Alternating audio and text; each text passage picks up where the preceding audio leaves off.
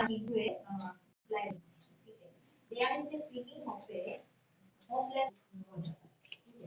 देखिए हम लोग इसके आगे का हम लोग ये पता करेंगे कि किस प्रॉब्लम क्या किस वजह से हमारा प्रॉब्लम जो है वो एराइज होता है,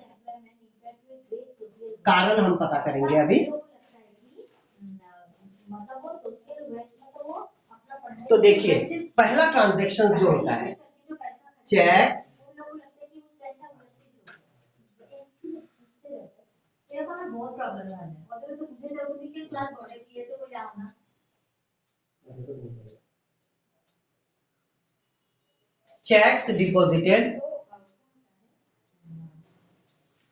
checks deposited but not yet clear।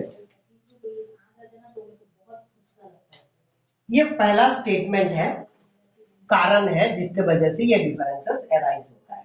आप इसको ध्यान से समझेंगे,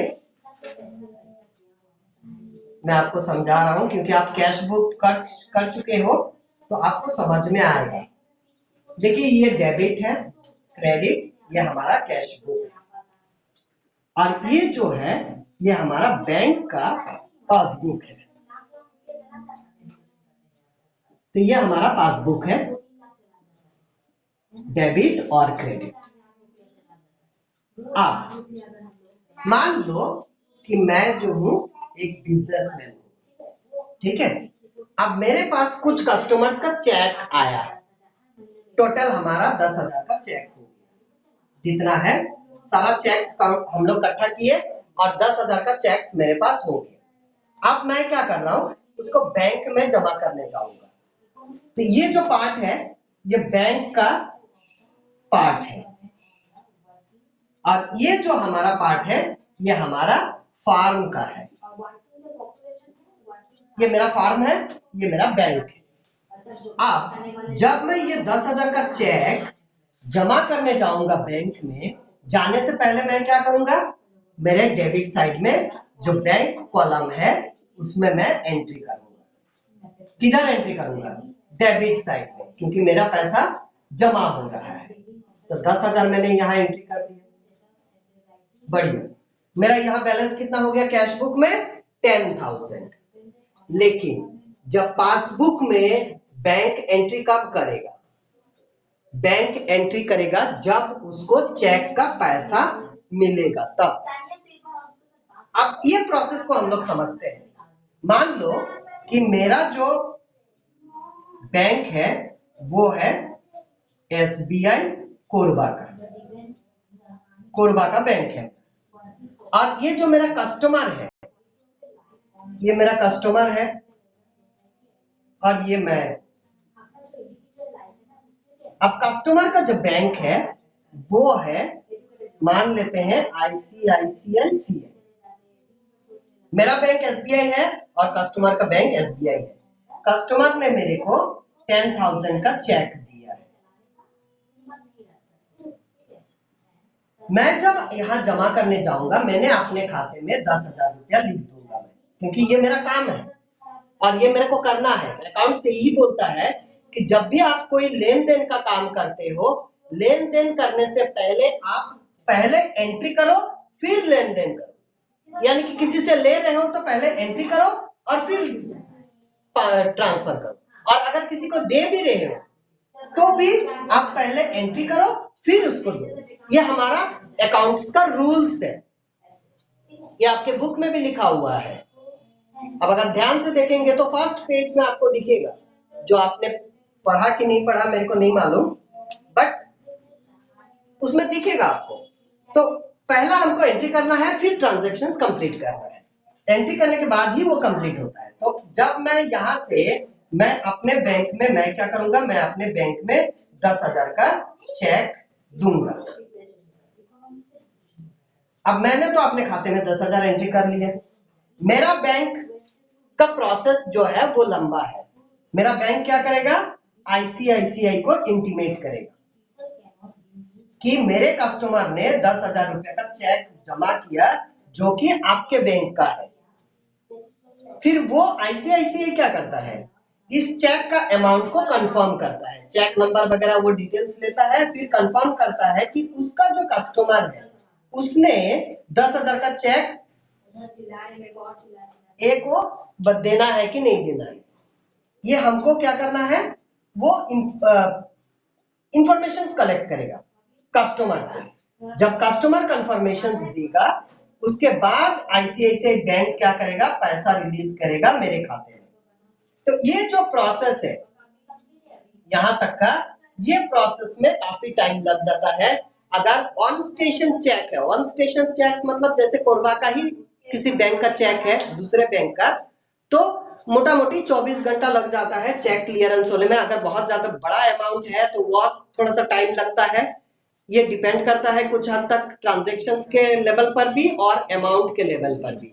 अमाउंट अगर कम है तो जल्दी होता है, ज्यादा है तो उसका कंफर्मेशन में थोड़ा सा टाइम लगता है। तो ये सब प्रोसेस में क्या टाइम लग जाता है। तो पासबुक में एंट्री तभी करेगा मेरा बैंक जो है, मेरा बैंक मेरा पासबुक में एंट्री तभी करेगा जब उसको पैसा मिलेगा, ठीक है। और ये बीआरएस जो हम बनाते हैं किसी एक पर्टिकुलर डेट का बनाते हैं,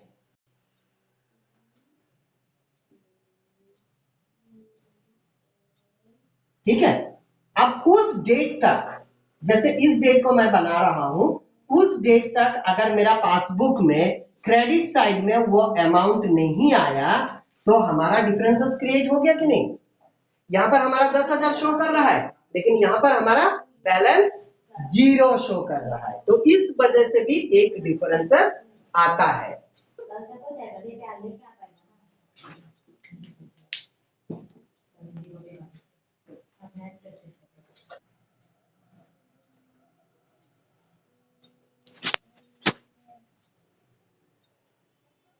अब हम लोग दूसरा ट्रांजैक्शन देखते हैं जिसकी वजह से प्रॉब्लम क्रिएट होता है।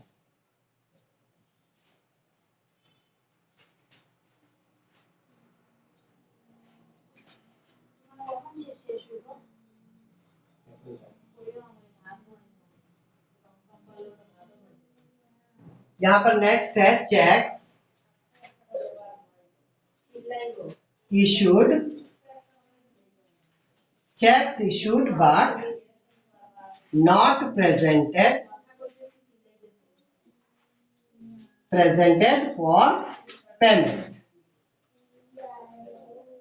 यानी कि हमने चेक्स इशू किया लेकिन अगले ने मेरा चेक्स अमाउंट नहीं निकाला, ये तो मैंने बता दिया। अब देखो यहां पर कैसे होता है ये एंट्री।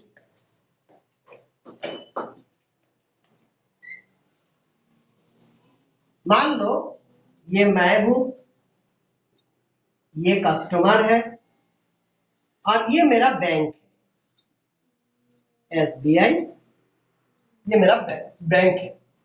अब इन तीनों के बीच में ट्रांजैक्शंस होगा। कैसे होगा, मान लो कि मैंने अपने कस्टमर को पेमेंट करना था तो मैंने इनको 5,000 रुपये का क्या किया, चेक दे दिया।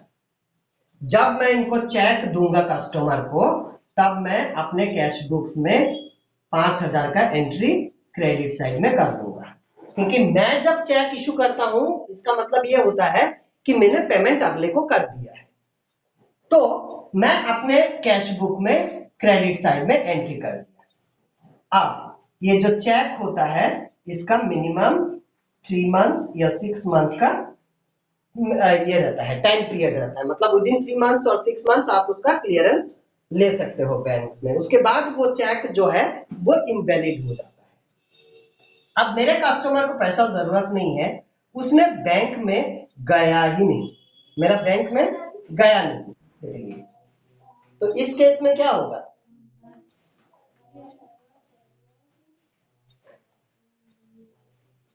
इस केस में मेरे खाते में से 5,000 तो माइनस हो गया क्योंकि मैंने क्रेडिट साइड में लिखा है, लेकिन मेरे पासबुक में कोई पैसा माइनस नहीं होगा। समझ में आया। जैसे कि इस साइड में बैंक एंट्री करना था तो अगले ने पैसा मेरे अकाउंट में से निकाला ही नहीं, तो मेरा अकाउंट में पैसा जितना बैलेंस पहले था उतना ही रहेगा, इसमें कोई कमी नहीं होगा। समझ में आ गया। तो यहां पर क्या है, फिर से मैं बता रहा हूं, मैंने चेक्स इशू किया कस्टमर को, जब मैं इशू किया तब मैंने अपने खाते में 5000 क्रेडिट साइड में लिख दिया, मतलब माइनस हो गया मेरा। मैंने तो अपने खाते में कर लिया, लेकिन कस्टमर बैंक गया ही नहीं पैसा निकालने के लिए, तो मेरे पासबुक में से माइनस होगा क्या पैसा? नहीं होगा, क्योंकि जब तक कस्टमर मेरे अकाउंट में से पैसा नहीं निकालेगा तब तक मेरे अकाउंट में पैसा रहेगा। तो यहां पर ये केस, तो यहां पर अगर हम देखा जाए तो मेरे यहां 5000 माइनस हो गया, लेकिन यहां पर कोई कमी नहीं आया। तो इस वजह से भी जो है डिफरेंसेस क्रिएट होता है।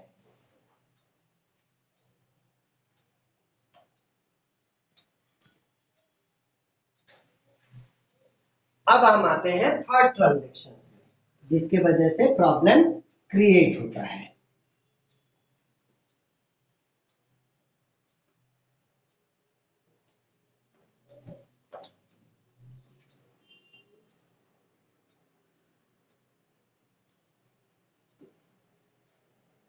Customer directly deposited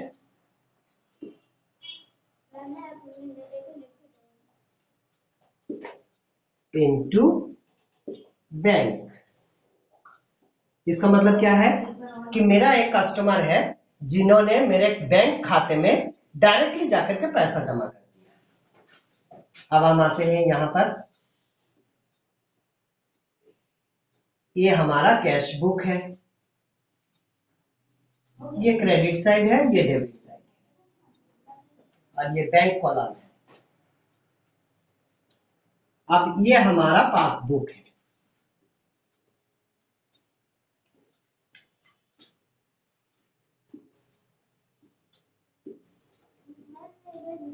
ये हमारा पासबुक है, ठीक है। ये हमारा अमाउंट का कॉलम है और ये हमारा पार्टिकुलर्स का कॉलम है।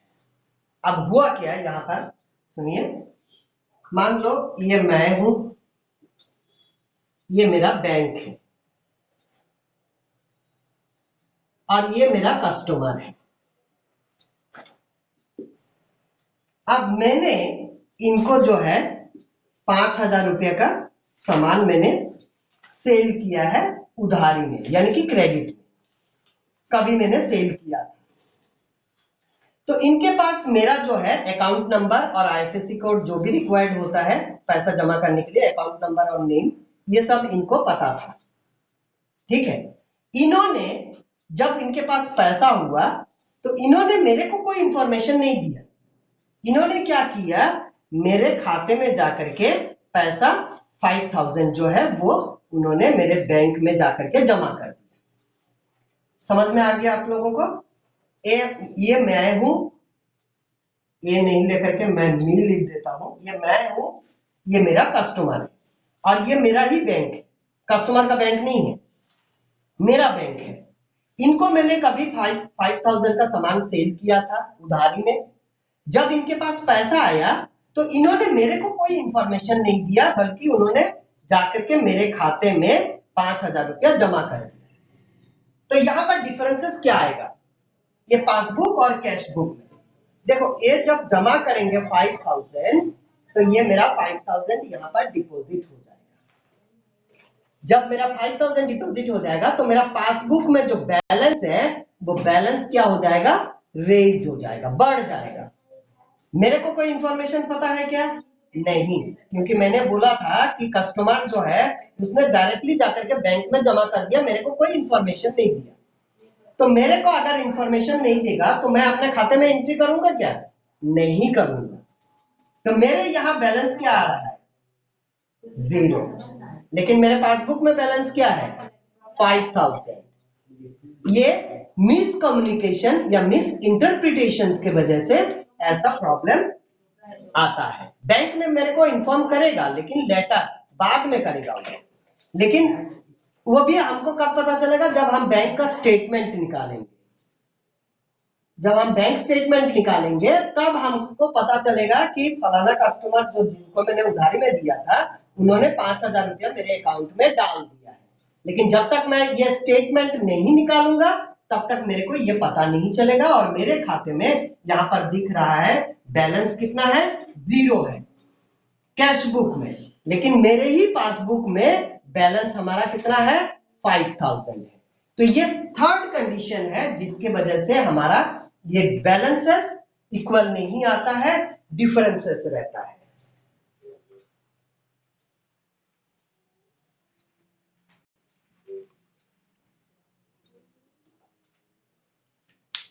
अब आते हैं हम लोग फोर्थ ट्रांजैक्शन जिसके वजह से ये प्रॉब्लम अराइज होता है।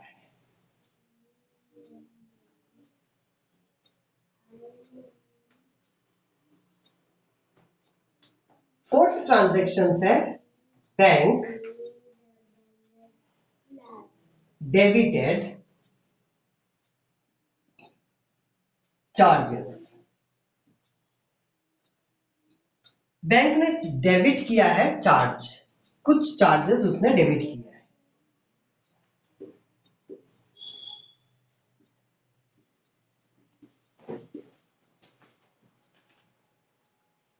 जैसे कि आपको पता है हमारे यहाँ डिपॉजिट्स का एंट्री होता है और यहाँ पर विड्रॉल का एंट्री होता है।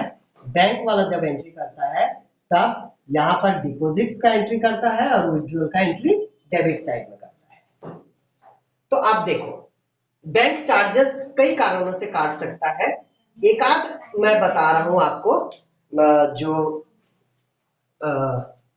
सारा चीज तो नहीं बता सकता मैं, बहुत सारे काम करते हैं बैंक हमारा, ठीक है। तो उस वजह से वो चार्जेस भी कट सकता है ना। एटीएम मेंटेनेंस का चार्जेस होता है ना। इसके बाद मैसेज जो मिलता है हम लोग को बैंक में, जब डिपॉजिट करते हैं, विड्रॉ करते हैं या कोई भी ट्रांजैक्शन होता है तो उसका मैसेज हम लोग को प्राप्त होता है, तो वो एसएमएस चार्जेस भी उन लोग डिडक्ट करते हैं। एटीएम का एनुअल मेंटेनेंस चार्जेस डिवाइड होता है। और जो बाकी प्रकार का होता है, जैसे बड़े बड़े लोग, बिजनेसमैन लोग क्या करते हैं, उनके पास बहुत सारे अलग अलग डॉक्यूमेंट्स होते हैं, है ना। चेक्स होता है, उसके बाद आपका बिल्स होता है, ठीक है। उसके बाद आपका जो है बिल्स के बाद आपका उसमें ये भी होता है, क्या बोलते हैं, जैसे मान लो कि मैं एक बिजनेसमैन हूं, मेरे पास बहुत सारे बिल्स है, तो मेरे को याद नहीं रहता है कि कब किसका पेमेंट रिसीव करना है। तो इसलिए मैं क्या कर सकता हूं, मैं अपने बैंक को बता सकता हूं कि भैया ये सारा बिल्स पेमेंट हमको रिसीव करना है। तो वो बैंक क्या करेगा, समय समय पर सारा पेमेंट कलेक्ट करके मेरे खाते में जमा कर देगा। तो ये भी ये सर्विस प्रोवाइड करता है। दूसरा सर्विस प्रोवाइड जो करता है, जैसे कि मान लो मैं कहीं पर कोई मकान लिया या गाड़ी खरीदा, है ना, वो इंस्टॉलमेंट में खरीदा, तो इंस्टॉलमेंट जनरली पेमेंट होता है बैंक से। तो मैंने अपने बैंक को स्टैंडिंग इंस्ट्रक्शन दे दिया और बैंक क्या किया, हर महीना जो है वो मेरा लोन का पैसा क्लियर करते जाएगा। तो उसका भी एक एडिशनल चार्जेस वो करता है। तो बैंक हम लोग को काफी सारा कॉमर्शियल ये जो ट्रांजेक्शन है उसमें मदद करता है, कॉमर्शियल सर्विस प्रोवाइड करता है, लेकिन उसके लिए वो चार्जेस भी लेता है, उसके लिए वो चार्जेस भी लेता है। तो ये बहुत सारे अलग अलग कारण है जिसके वजह से बैंक हमारा चार्जेस डिडक्ट कर सकता है। लेकिन बैंक जब चार्ज लेगा मेरे से, तो वो मेरे घर में आकर के पैसा नहीं लेगा। वो क्या करेगा, मेरा जो खाता है, अकाउंट जो है, उसी से वो पैसा निकाल लेगा, जितना भी उसका चार्ज है।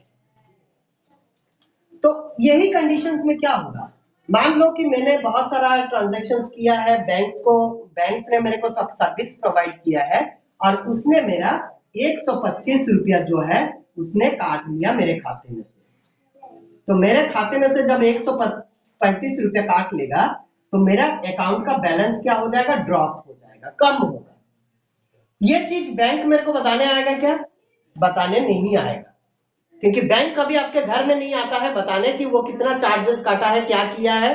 वो सारा आप जब बैंक में जाओगे पूछने कि भैया मेरा इतना अमाउंट कैसे कम हो गया, तो वो अपना स्टेटमेंट, आपका जो बैंक का अकाउंट का स्टेटमेंट है, वो पूरा डिटेल्स निकाल करके आपको वो दे देगा और बोलेगा कि आप चेक करो। वही काम हम कर रहे हैं। तो ये बैंक अपना अमाउंट चार्ज कर लिया, लेकिन मेरे को तो नहीं पता है, मेरा यहाँ पर जो बैलेंस है, मान लो यहाँ पर मेरा 1000 बैलेंस था, यहाँ पर भी मेरा 1000 बैलेंस था, लेकिन बैंक ने जब 135 रुपीज कट कर लिया तो मेरा बैलेंस जो है वो घट जाएगा। 865 घट करके हो गया। ये लाइव मतलब मैं प्रैक्टिकल एग्जांपल बता रहा हूँ। 1000 मेरा बैलेंस था मंथ के शुरू में, मंथ के आखिरी में उसने 135 रुपीज चार्ज मेरा डिडक्ट कर लिया और मेरा बैलेंस कितना बचा, 865 मेरा बैलेंस शो करेगा। लेकिन मेरे को तो नहीं पता है, मैंने यहाँ पर सॉरी 1000 इधर आएगा बैलेंस, मेरे को तो नहीं पता है, मैंने यहाँ 135 का कोई एंट्री पास नहीं किया, मेरा यहाँ बैलेंस क्या शो करेगा, 1000 शो करेगा। अब समझ में आ रहा है डिफरेंस क्यों हो रहा है? तो इस वजह से डिफरेंसेस क्रिएट होता है। ये हो गया आपका फोर्थ ट्रांजैक्शंस। आप स्क्रीनशॉट ले लीजिए।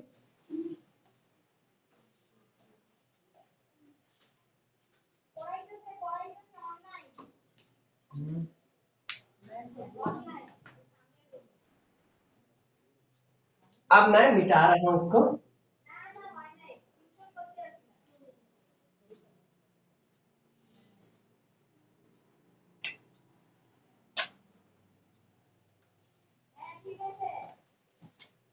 Bank credited interest on investment, ये हो गया आपका फोर्थ ट्रांजैक्शन। फोर्थ ट्रांजैक्शन में क्या हुआ मैं आपको बता रहा हूं।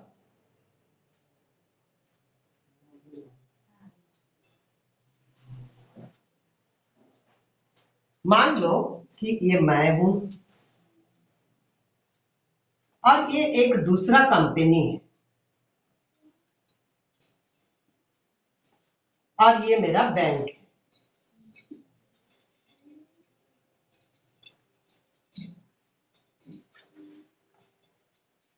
ये एसबीआई का बैंक है।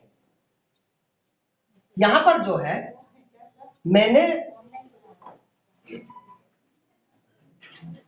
मैंने जो है कुछ इन्वेस्टमेंट कर रखा है कंपनी, इन्वेस्टमेंट कर रखा है मैंने कंपनी। तो इन्वेस्टमेंट अगर मैं किसी दूसरे कंपनी में करूंगा तो मेरे को इंटरेस्ट या प्रॉफिट कुछ ना कुछ तो मिलेगा। लेकिन मैंने क्या किया, इस कंपनी को इन्फॉर्म कर दिया कि जो भी इंटरेस्ट होगा या प्रॉफिट होगा वो आप मेरे बैंक खाते में जमा कर देंगे। ये प्रोसेस होता है। यहां मैंने इन्वेस्टमेंट किया है कंपनी में और कंपनी को इंस्ट्रक्शंस दिया कि मेरा जो प्रॉफिट और इंटरेस्ट होगा वो आप मेरे खाते में जमा कर दीजिए, एसबीआई खाते में। अब साल के मैंने साथ ही साथ मैंने अपने बैंक को भी इन्फॉर्म किया है कि मैंने इस कंपनी में कुछ इन्वेस्टमेंट करके रखा है, तो साल के अंत में आप इंटरेस्ट या प्रॉफिट को कलेक्ट कर लेंगे। बैंक क्या करेगा, at the end of the year वो कंपनी का इन्वेस्टमेंट पेपर चेक करेगा और उतना इंटरेस्ट वहां से वो यहां पर मंगा लेगा। तो इस केस में क्या होता है, बैंक क्या करेगा, मान लो कि बैंक जितना भी मैंने इन्वेस्ट किया था उसमें से मेरा इंटरेस्ट बना 10,000 रुपया। अब बैंक क्या करेगा, वो इंटरेस्ट कंपनी से कलेक्ट करेगा और मेरे खाते में 10,000 का एंट्री कर देगा। लेकिन बैंक मेरे को बताने नहीं आएगा कि मैंने आपका इंटरेस्ट कलेक्ट करके आपके अकाउंट में जमा कर दिया। आपको एक एसएमएस मिलेगा, आजकल तो एसएमएस मिल जाता है तो तुरंत हम लोग को इंफॉर्मेशन मिल जाता है, बहुत ज्यादा डिफरेंसेस क्रिएट नहीं होता है। तो फिर भी थोड़ा बहुत क्रिएट हो जाता है क्योंकि नेटवर्क के वजह से कई बार हम लोगों को एसएमएस मिलता भी नहीं है, तो उस केस में ये डिफरेंस क्रिएट हो जाएगा। तो यहाँ पर क्या है, 10,000 रुपया इंटरेस्ट जमा हो गया, लेकिन हमको पता है क्या, नहीं, हमारे खाते में क्या बैलेंस दिखाएगा, जीरो बैलेंस दिखाएगा। हमारे बैलेंस में जीरो दिखाएगा, लेकिन पासबुक में बैलेंस कितना शो करेगा, 10,000। तो ये हो गया आपका फोर्थ एंट्री। इसके वजह से भी हमारा डिफरेंसेस क्रिएट हो सकता है। फोर्थ नहीं, मेरे ख्याल से ये फिफ्थ एंट्री।